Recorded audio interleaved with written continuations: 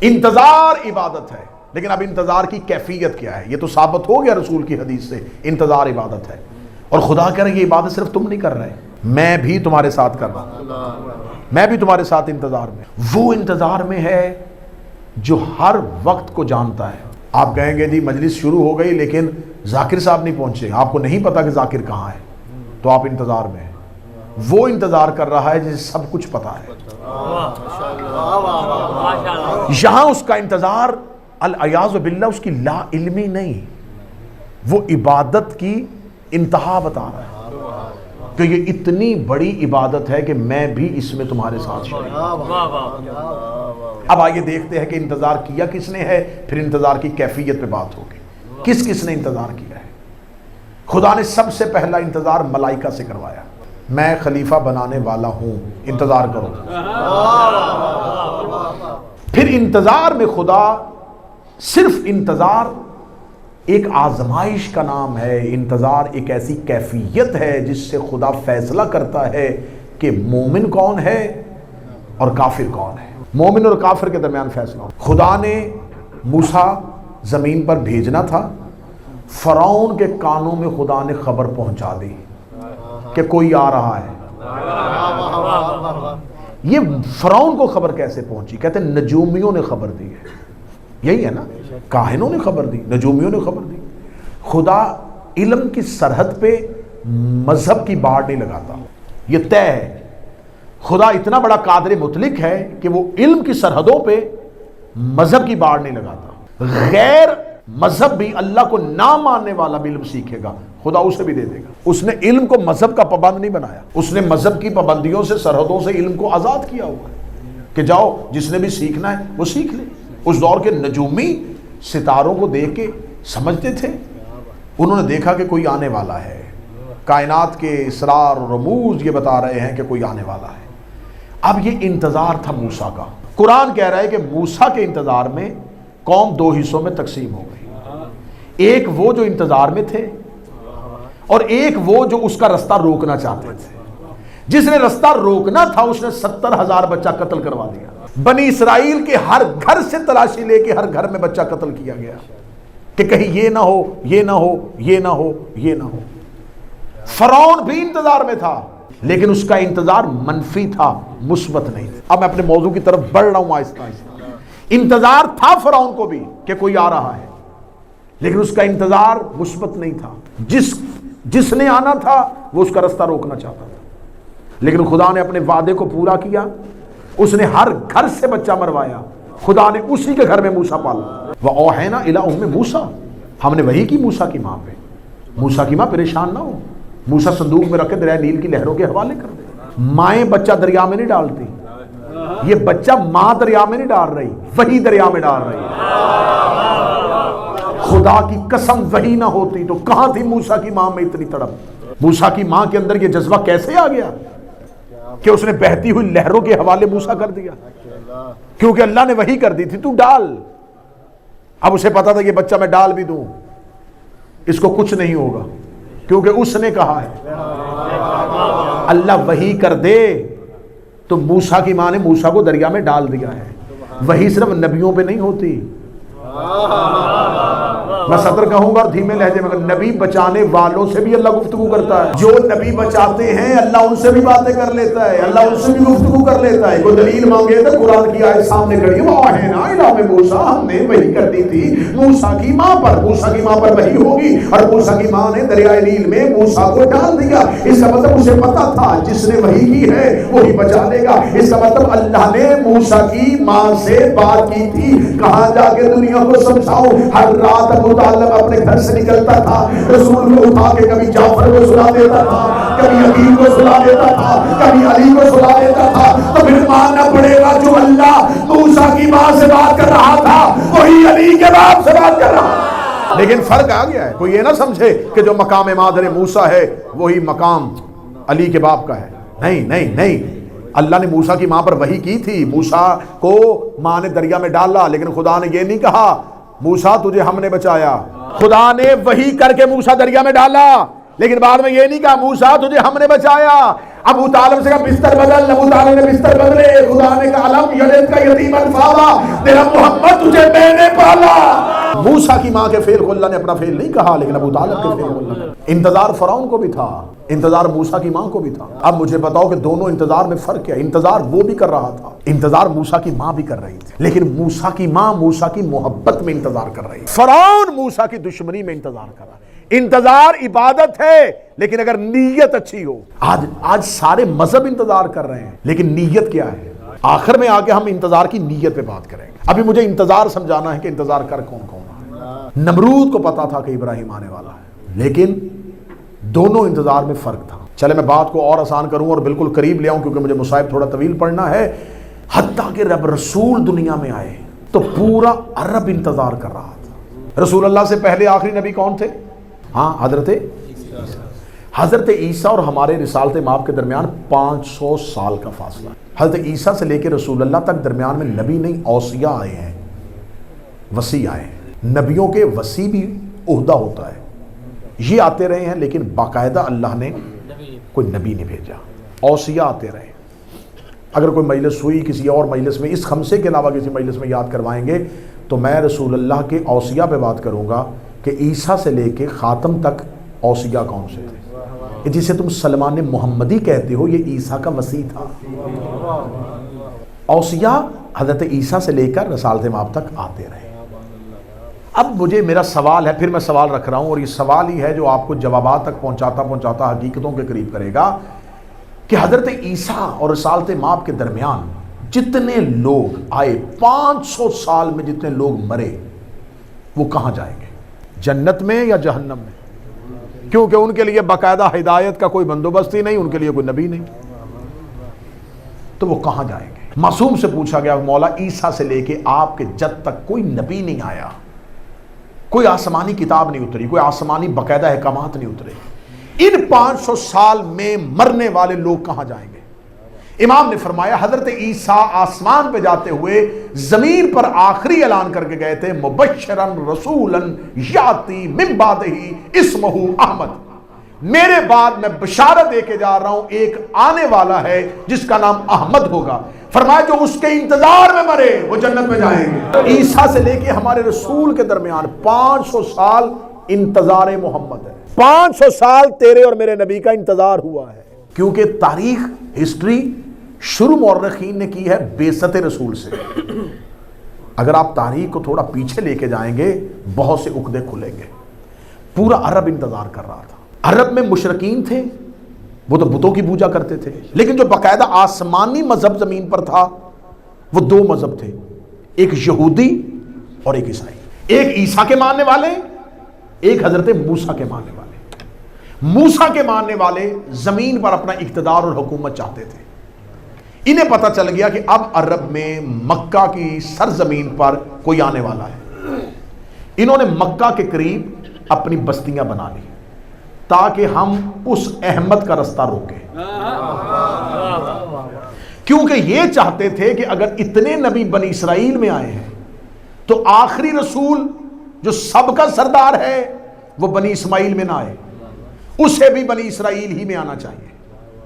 انہوں نے یہودیوں نے اپنی بستیاں قائم کر لی تھی، یہ مکہ کے قریب گئے تھے۔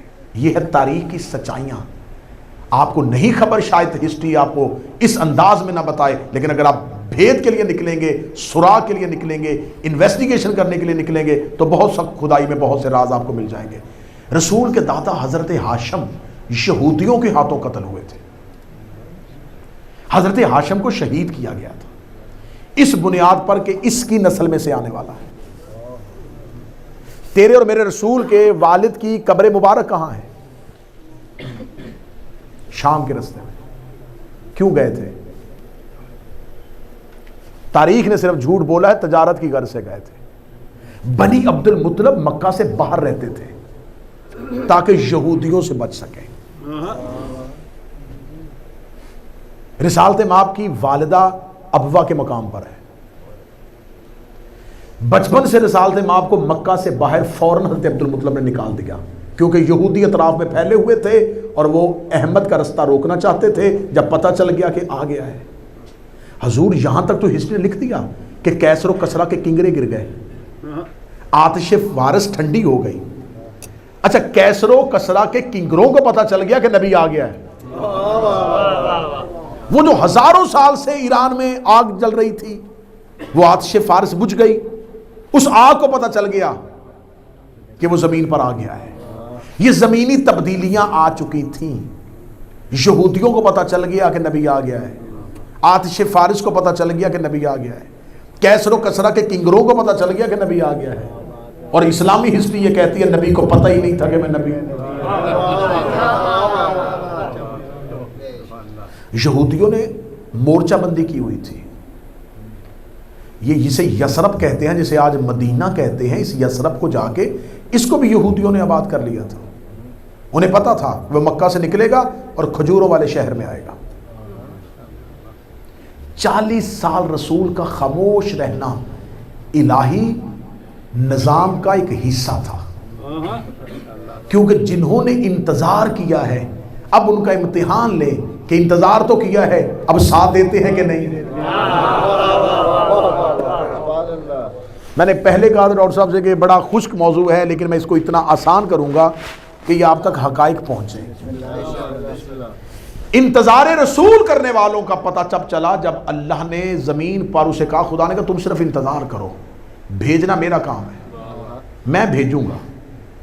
تم نے اس معاملے میں پریشان نہیں ہونا کہ میں اس کو اتاروں گا کیسے, جیسے میں نے موسیٰ فرعون کے گھر میں اتار دیا, ابراہیم کو نمرود کے شہر میں اتار دیا تھا, میں اتاروں گا مکے میں, وعدہ مکے کا ہے, مکے میں اتاروں گا.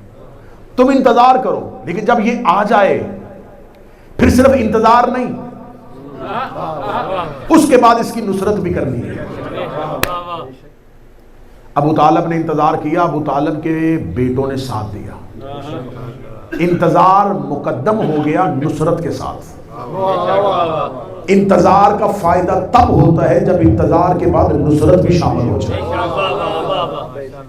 تیرے اور میرے نبی جب دنیا میں آ گئے تھے تو پھر رسول کو بار بار غار میں جا کے کیوں چھپنا پڑ رہا تھا؟ غار ثور میں جاتے تھے, غار ہرا میں جاتے تھے, 3.5 سال غار کے اندر رہے. آج جس مولوی کو کچھ نہیں ملتا وہ اٹھ کے بکواس کرتا ہے شیعوں کا امام غار میں ہے, ہمارا تو نبی بھی غار میں تھا. رسالت امام نے غار میں جا کے اپنے آپ کو کیوں پوشیدہ رکھا؟ تاکہ اللہ کے امر کی حفاظت ہو سکے, اللہ کا امر باقی رہ سکے. رسالت امام نے 40 سال مکہ والوں کو انتظار کروایا زمین پہ آنے کے بعد. اب اگر کوئی موضوع کے اندر جا چکا ہے تو وہ اگلی سطر کا لطف لے گا. پہلے یہ انتظار کرتے رہے, 40 سال رسول ان کے درمیان پھرتے رہے کہ اب دیکھوں کہ انتظار کرنے والے مجھے پہچانتے ہیں کہ نہیں پہچانتے. انتظار جو کر رہے تھے ان کے درمیان نبی رہ رہے تھے. اب میں دیکھوں گا کہ کیا یہ نشانیوں سے میری نبوت کو پہچانتے ہیں. یہی وجہ تھی کہ جب انہیں پتہ چل گیا کہ یہی ہے, اب انہوں نے نبی سے معجزے مانگے. یہ چاند 2 ٹکڑے کرنا یہ معجزہ محمد نہیں ہے, یہ پبلک کی ڈیمانڈ ہے. ہاں, یہ رسول کا اعجاز نہیں ہے کہ یہاں سے آپ نبوت پہچانے کہ دیکھیں ہمارا نبی کتنا بڑا نبی تھا, وہ چاند 2 ٹکڑے کرتا تھا. چاند 2 ٹکڑے کرنا معیار محمد نہیں ہے, یہ تو مشرکین کی ڈیمانڈ تھی.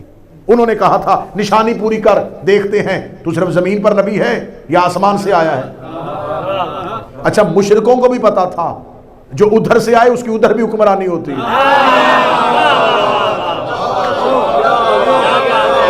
مکہ کے مشرکین کو پتا تھا, مکہ کے مشرکین کو پتا تھا کہ اگر یہ ادھر سے آیا ہے تو ابھی دیکھ لیتے یہ چاند 2 ٹکڑے کرے. مجھے کسی کتاب سے اگلے 3 دن میں ثابت کر کے بتاؤ کہ رسول نے زمین پہ کھڑے ہو کے چاند کو کہا ہو کہ 2 ٹکڑے ہو. مشرکوں نے کہا تھا چاند 2 ٹکڑے کر, نبی نے چاند کو نہیں کہا. نبی نے صرف چاند کو دیکھا, چاند کو پتہ چل گیا, اترنا نہیں ٹوٹنا ہے. مجھے کسی کتاب سے ثابت کرو کہ نبی نے ہاتھ میں پتھر رکھے انہیں کہا ہو کہ بولو. نبی نے صرف ہاتھ میں رکھے, انہیں پتہ چل گیا کہ اب کیا کرنا ہے. رسالت امام نے 40 سال ان کے درمیان زندگی گزاری, انتظار کرنے والے نہ پہچان سکے، لیکن جنہوں نے پہچاننا تھا انہوں نے آنے سے پہلے بھی پہچانا، اترنے کے بعد بھی پہچانا۔ مکہ میں رسول ہیں اور شیراز میں بیٹھا ہے سلمان، وہاں سے کہہ رہا ہے کہ کوئی مکے میں آ گیا ہے۔ بنی غفار میں بیٹھا ہوا جندب بن جنادہ جسے ابو ذر کہتے ہیں، وہ گھر سے نکل آیا کہ کوئی مکے میں آ گیا ہے۔ یہ کون تھے؟ یہ منتظرین تھے، انتظار کرنے والے جہاں جہاں ہوتے ہیں، جب منتظر مکے میں آ جاتا ہے وہ خود ہی وہاں چلے جاتے ہیں۔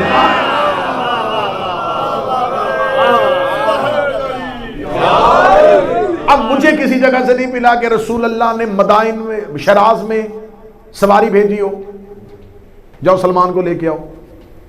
ابو ذر کے دروازے پہ جا کسی نے دستک دی، ابو ذر رسول اللہ تجھے بلا رہے ہیں۔ اسے پتا تھا اگر انہوں نے انتظار کیا ہے اب یہ خوشبو کو سونگھتے ہوئے جب ان تک نشانیاں پہنچے گی۔ یہی وجہ ہے کہ میرا 12واں جب کعبے کی چھت پہ آئے گا اسے بلانا نہیں پڑے گا، جو انتظار کر رہے ہیں وہ خود ہی کعبہ کی طرف چل پڑے گا۔ کل کی مجلس اہم مجلس ہونے والی ہے ظہور پر۔ ظہور سے پہلے کیا ہوگا، ظہور والے دن کیا ہوگا، ظہور جب ہو جائے گا پھر کیا ہوگا۔ آج صرف انتظار پہ بات ہو رہی ہے۔ رسول اللہ آئے، رسول اللہ نے انتظار کروایا۔ انتظار میں نے کہاں سے شروع کیا ہے؟ آدم کی خلافت، موسیٰ کا آنا، ابراہیم کا اترنا۔ حضرت یعقوب کو پتا تھا کہ یوسف زندہ ہے، پھر بھی انتظار میں روتے رہے۔ حجت کے انتظار میں رونا نبیوں کی سنت ہے۔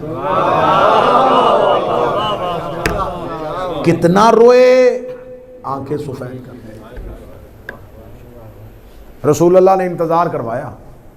انتظار پہ بات ہو رہی ہے، صرف انتظار پہ بات ہو رہی ہے۔ رسول اللہ نے انتظار کروایا۔ رسول اللہ کے بعد 13 رجب کو علی کعبہ میں آئے، 3 دن اس علی نے محمد سے انتظار کروایا۔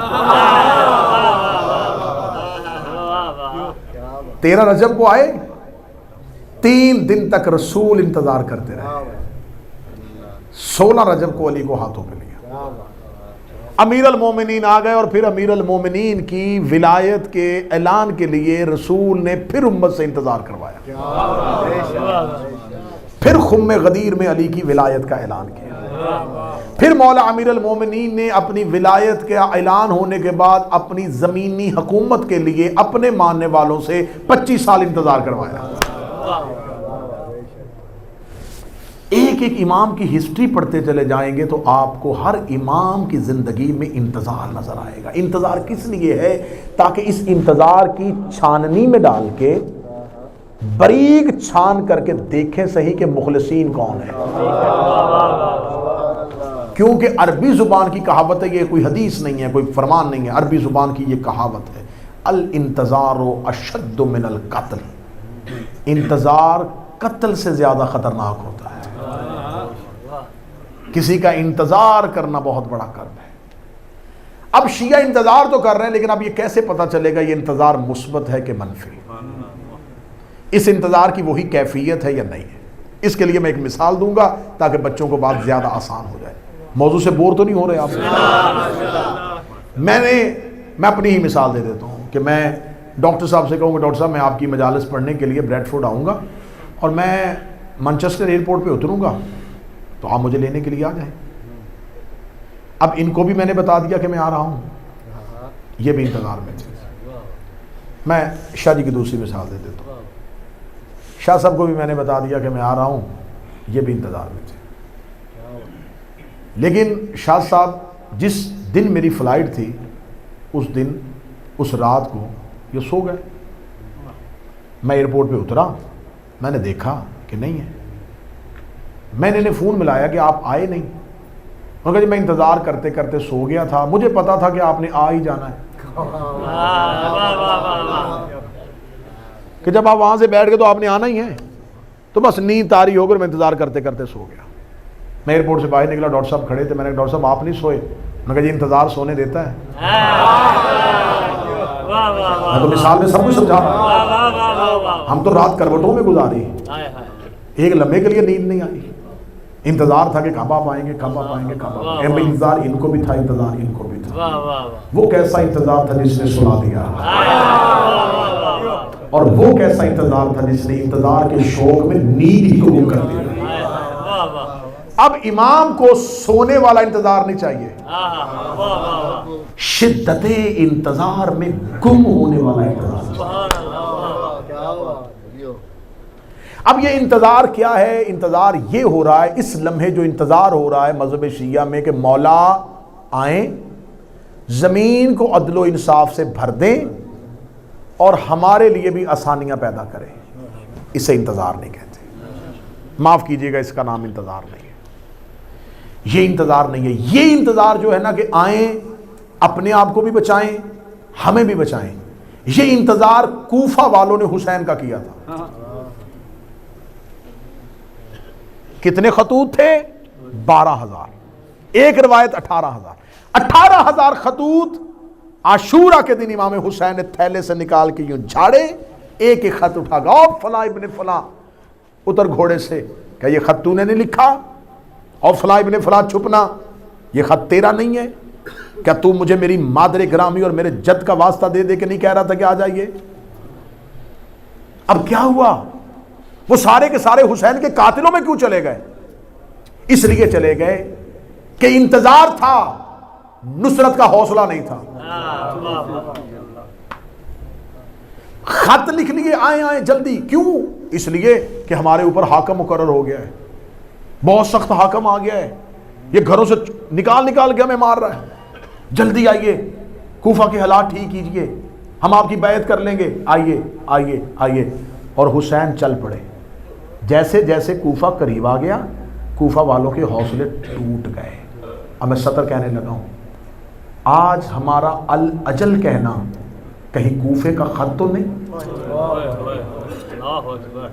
آ جائیے آ جائیے آ جائیے آ جائیے، تیاری نصرت کے لیے کیا ہے؟ رستہ کیا ہموار کیا ہے؟ کتنے لوگوں تک پیغام امام پہنچایا ہے؟ امام کو پہچانو گے کیسے؟ امام کی شکل کیسی ہے؟ شباہت کیا ہے؟ کیا چیزیں ہیں؟ کچھ بھی نہیں۔ شیعوں نے امام کے آنے کو ایک معجزے سے تعبیر کیا ہے، ایک معجزہ ہوگا، وہ زمین پہ آئیں گے، زمین دھنس جائے گی، مشرق و مغرب سے پتہ چل جائے گا اور ہم بھی اٹھ کے گھروں سے نکل آئیں گے۔ خدا کی قسم اس بندے کے کان تک آواز ہی نہیں پہنچے گی کہ وہ آ گئے ہیں۔ ایک شخص، ایک نوجوان تھا، استاد انصاریان نے اپنی کتاب میں لکھا کہ وہ ہر شب بدھ مسجد جمکران چلتا تھا، جہاں جہاں اسے پتا تھا نا کہ امام یہاں پہ آتے ہیں، مسجد سہلہ میں آتے ہیں، مسجد جمکران میں آتے ہیں، نجف میں جاتے ہیں، وہ ان جگہوں پہ جا کے راتیں گزارتا تھا۔ 40 راتیں مکمل کر لی۔ استاد انصاریان کہتے ہیں کہ میں تہران کی مرکزی مسجد میں خطبہ دے رہا تھا، میں خطبہ دیا تو ایک نوجوان کو میں نے مسلسل روتے ہوئے دیکھا۔ میں نے تقریر تمام کر کے اسے بلایا، اسے بلا کے کہا تو کیوں رو رہا ہے؟ تو اس کی آنکھوں سے اشک جاری تھے۔ اسے کہا 40 دن میں ہفتے کا ہر دن کسی ایک جگہ پہ جاتا تھا، جہاں میں نے کتابوں میں پڑھا تھا کہ یہاں امام آئیں گے، یہاں امام آئیں گے، یہاں امام آئیں گے۔ ایک مقام پہ میری امام سے ملاقات ہو گئی، میں وہاں گیا اور میں نے دروازے سے کسی شخص کو آتے ہوئے دیکھا، وہ میرے پاس آیا اور میں بیٹھا ہوا تسبیح پڑھ رہا تھا، میرے ہاتھ اٹھایا ہوگا، اٹھ۔ میں نے سر اٹھا کے آپ کون ہیں؟ میں جس سے ملنا چاہتا تھا، میں تیرا امام۔ کہتا میں کانپتا اٹھا، مولا آپ ہیں؟ مولا میں آپ کو بہت ڈھونڈ رہا تھا۔ امام نے کہا اٹھ، چلا تیرے گھر چلے۔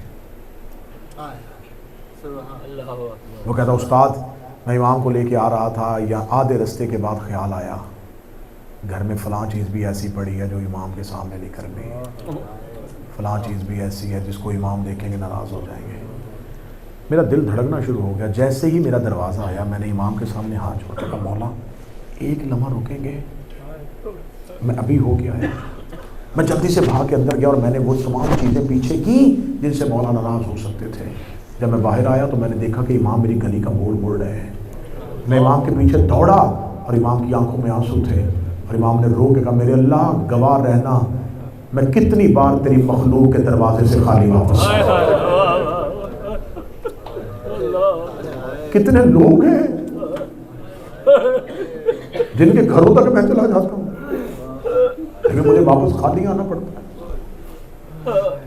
طرف نہیں ہے، طرف ہی نہیں ہے، شعور ہی نہیں ہے کہ انتظار وہ کروا کیوں رہا ہے. خدا کی قسم میں ممبر سے کہہ رہا ہوں کہ شیعہ مذہب نے اپنے آئمہ سے نہ بصیرت لی، نہ اپنے آئمہ سے وہ نور لیا، صرف اور صرف ان کو ماننے کا ایک ہی فیض اور وسیلہ قرار دیا کہ یہ قیامت والے دن ہماری شفاعت کروا دیں گے. چادریں چڑھاؤ، علم پہ دیے جلاؤ، لیکن میں ہر مجلس میں تقریباً میں نے بہت بار یہ لفظ کہا ہے کہ میں نے آج تک علم پہ منت کا چراغ جلتا دیکھا ہے، محبت کا نہیں جلتا دیکھا. وہ منت کا چراغ تھا، اس چراغ کے اندر جو تیل تھا اس کے اندر تیری خواہش تھی، مجھے بڑی گاڑی چاہیے، یہ ہے منت کا چراغ. وہ محبت کا نہیں تھا، وہ خواہش کا تھا. تو نے ذوالجناح میں سیب کا ہار ڈالا، 10 خواہشیں حسین کے آگے رکھی. تو نے حسین کے تعزیے کو چوما، ساجد نے کہا حسین مجھے یہ چاہیے. کون ہے جو یہ پوچھتا ہے کہ مولا تمہیں ہم سے کیا چاہیے؟ اسے مودت چاہیے، اسے نصرت چاہیے. میں ممبر پہ بیٹھ کے ممبر کا حق ادا کرتے ہوئے لفظ کہہ رہا ہوں، مولا فرماتے ہیں کہ جس نے میرے قائم کے انتظار میں 1 مہینہ ایسا گزارا کہ اس نے میرے بیٹے کا انتظار نہیں کیا، امام فرماتے ہیں اسے چاہیے کہ اپنے ایمان کی دوبارہ تجدید کرے. میں حدیث پڑھ رہا ہوں، ممبر سے پڑھ رہا ہوں اور اہل بیت کو حاضر و ناظر جان کے پڑھ رہا ہوں. مولا فرماتے ہیں 1 سال اگر تمہارا میرے بیٹے قائم کے انتظار کے بغیر گزر گیا، اگر مر گیا، اسے یہودیوں کے قبرستان میں پھینک دینا، مسلمانوں کے قبرستان میں دفن. انتظار تو بے چین کر دیتا ہے. کتنے سال ہو گئے ہمارے امام کو ہم سے اوجل ہوئے. ہاں پتہ چلے گا اس انتظار کا کہ کسی ماں کا اور کسی باپ کا بچہ رات کو گھر واپس نہ آئے اور وہ ماں کہے کہ میں انتظار میں سو گئی اور پھر میں انتظار میں اپنے کام کرتی رہی. جتنی محبت بیٹے سے ہے اتنی تو اپنے امام سے کرو. کربٹ لیتے امام کو یاد کرو، ہر صبح اٹھ کے مولا ہم تیرے انتظار میں ہیں، مولا آپ آئیں، مولا ہم آپ کے لیے رستہ ہموار کریں. عزاداری امام کا رستہ ہموار کرنا ہے، کسی غریب مومن کی مدد کرنا امام کا رستہ ہموار کرنا ہے. انتظار امام میں ہر وہ کام کرو جو امام تم سے چاہتے ہیں. اگر انتظار امام ہے لیکن امام کی معرفت ہی نہیں ہے تو پھر اس انتظار کا وہی فائدہ ہے جو فرعون موسیٰ کا کر رہا تھا، جو نمرود ابراہیم کا کر رہا تھا، جو مشرکین مکہ مصطفیٰ کا کر رہے تھے. کون سا شیعہ ایسا ہے جسے مکمل شباہت یاد ہو؟ امام فرماتے جب میں آؤں گا میرا ہر شیعہ دے کے گئے گا کہ خدا کی قسم میں نے آپ کو پہلے دیکھا ہوگا. امام کہتے ہیں میں اتنا ملتا ہوں تم سے لیکن تمہیں میری معرفت ہی نہیں. کوئی کہے گا کہ میں نے امام حسین کے حرم میں انہیں دیکھا تھا، کوئی کہے گا میں نے نجف میں دیکھا تھا، کوئی کہے گا میں نے ماتمی جلوس میں اسے دیکھا تھا، کوئی کہے گا میں تو مجلسوں میں انہیں دیکھا کرتا تھا. امام فرماتے ہیں میں تمہارے درمیان زندگی گزارتا ہوں لیکن میرے شیعہ مجھ سے واقف نہیں ہے. کوئی مجھے تلاش نہیں کرتا، کوئی مجھے ڈھونڈتا نہیں ہے. بس اتنا پتا ہے کہ وہ غیبت میں ہے، وہ آ جائیں گے.